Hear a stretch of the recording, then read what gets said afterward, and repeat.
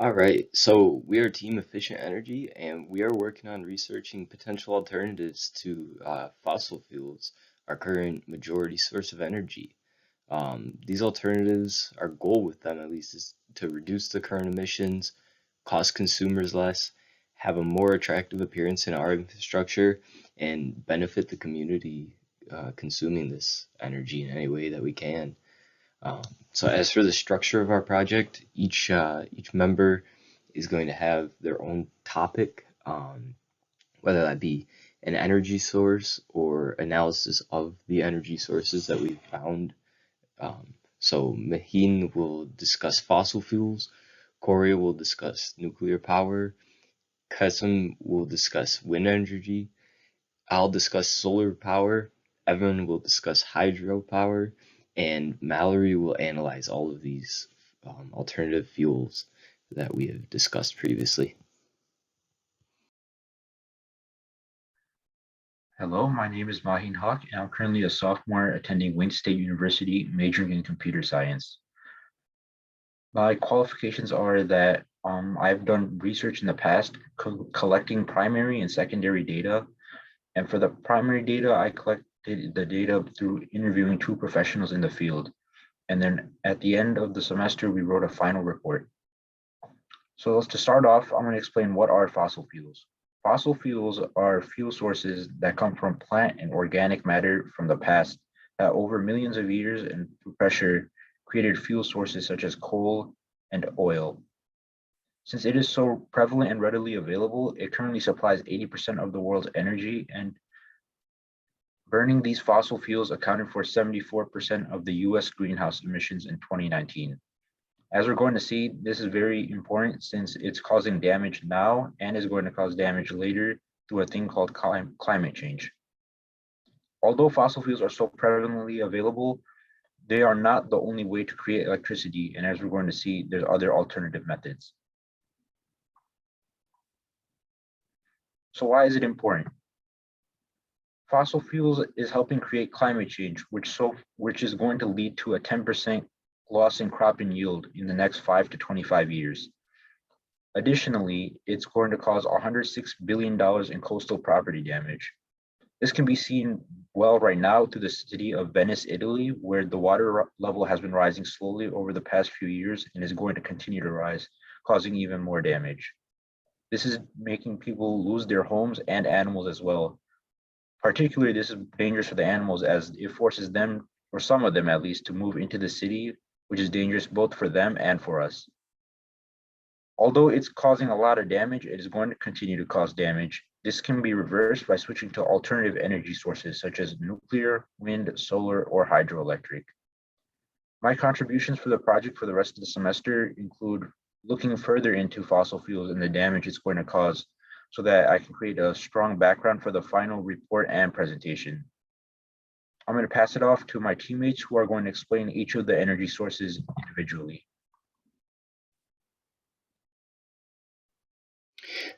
Hi, I'm Jason Galapi.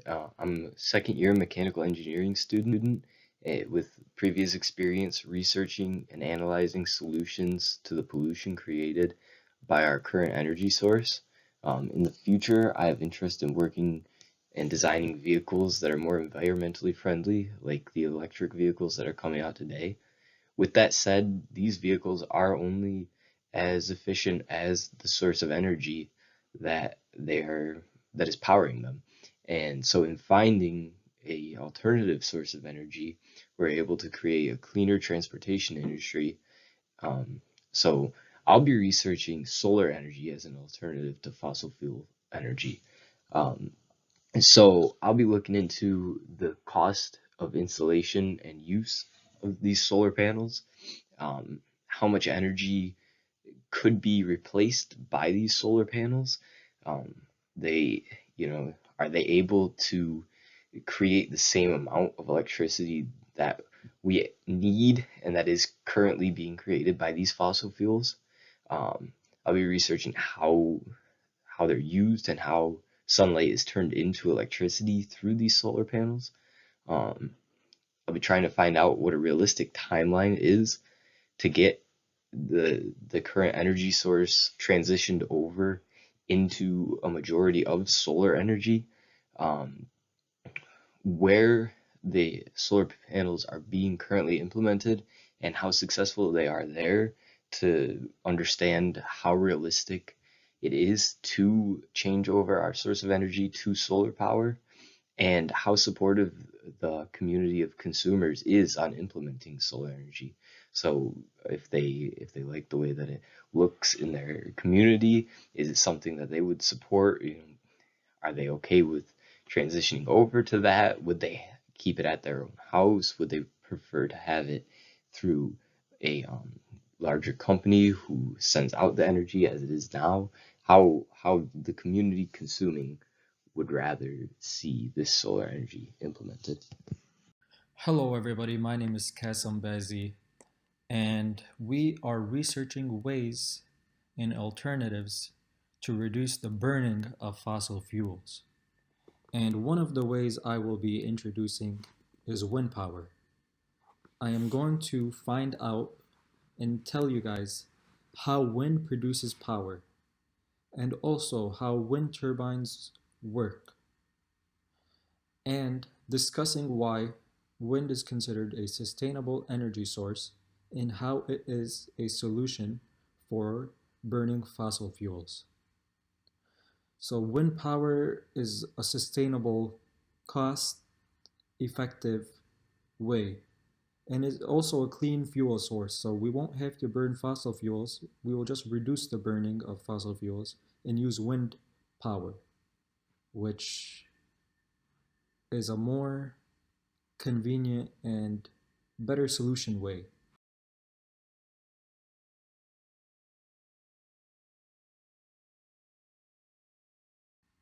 So as you can see here is an example of a turbine. So these turbines create electricity from the wind, and they use blades to collect the wind's kinetic energy. Wind flows over the blades, creating lift, which causes the blades to turn. The blades are connected to a drive shaft that turns an electric generator, which produces electricity. This is similar to a propeller of an airplane, where the propeller spins from the wind and lifts.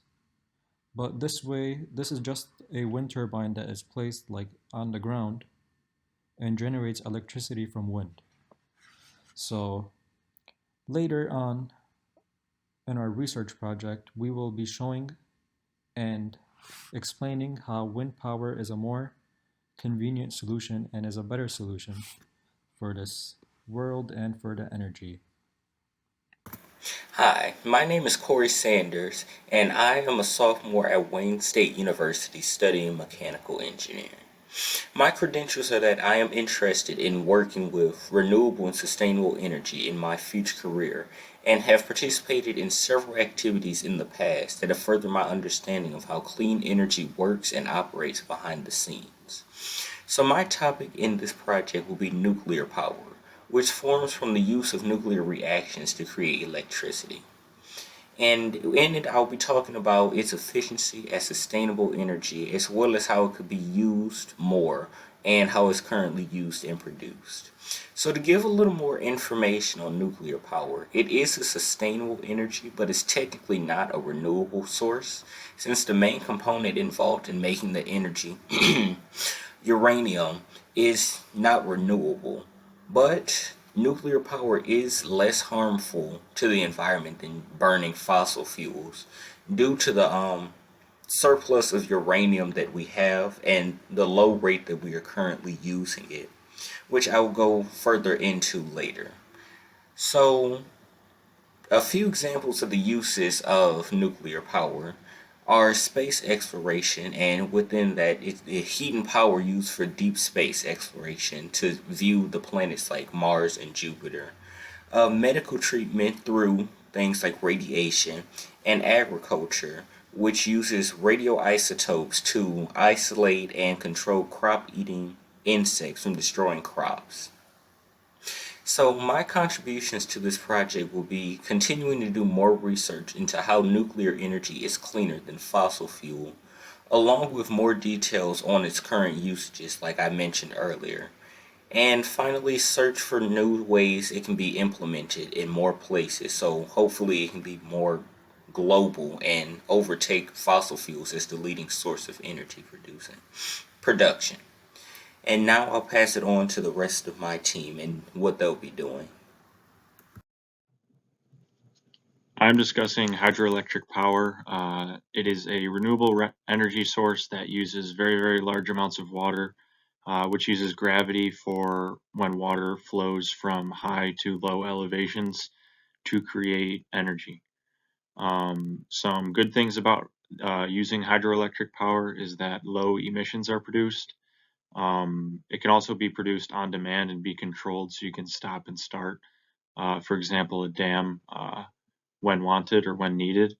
It is safe. Not many injuries or fatalities are caused.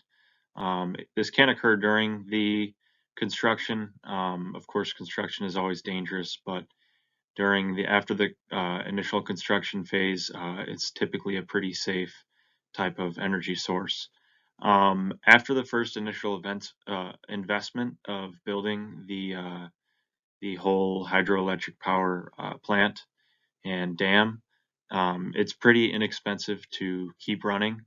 But moving down to downsides for hydroelectric power, there is a very large upfront cost, and availability for these dams and hydroelectric power does depend on if you have a large enough water source in your area, and if your area qualifies for having a hydroelectric power plant. As you can see here on this chart, it shows you that hydropower does hold the largest share of worldwide electricity production. And I also wanted to note that the largest hydroelectric power station in the United States is the Grand Coulee Dam in Washington, and it generates 21 billion kilowatt hours of electricity per year, which in turn can support 21 million households for an entire year with the necessary electricity.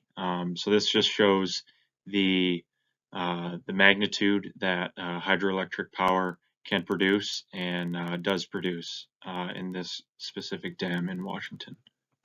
Hi everyone, my name's Mallory. I am a mechanical engineering major here at Wayne, and I have experience in research projects. I have done 3 research projects in previous classes in school. I also have done some data analysis also in school and analyzed some data outside of school in my job as well.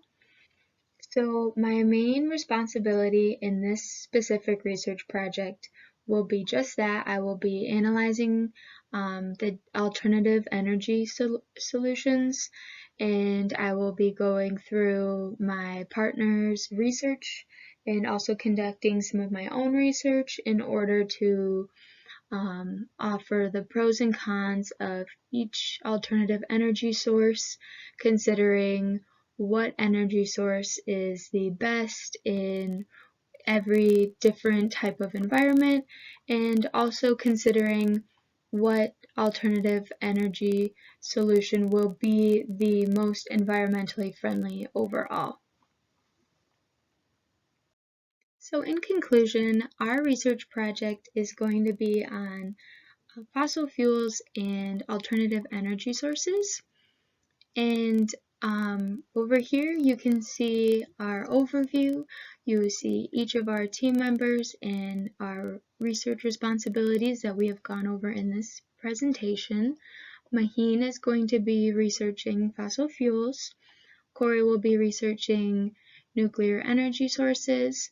Kasem will be researching wind energy sources. Jason will be researching solar energy, Evan will be researching hydroelectric, and I will be analyzing these different sources.